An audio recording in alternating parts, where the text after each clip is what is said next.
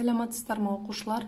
Біз тәрбие сағатымызда бүгінгі Ұлы Отан соғысының 75 жылдығына арнаймыз. Қазір мына экраннан шыққан мәліметтерді оқып, зерделеп отырамыз бос отырмай.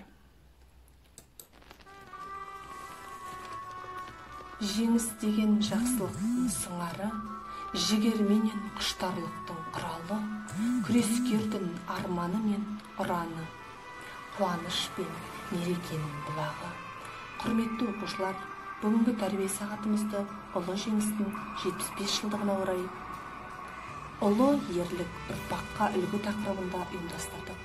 Жеңіс, оны сан миллиондаған адамдар 4 жыл бойы минуттап, сағаттап сарыла күтті емес пе?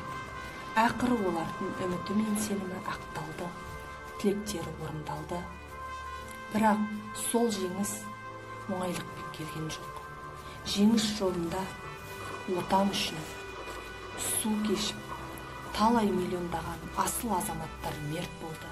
Жаумен жан аямай шайқасып, ерліктің ерен үлгісін көрсетті. Ана жарын жоғалтып жесір атанды. Бала ата-анасынан айырылып жетім атанды. Фашистердің тұтқын лагерінде қаншама ана мен бала айуандықпен азаптап өлтірілді.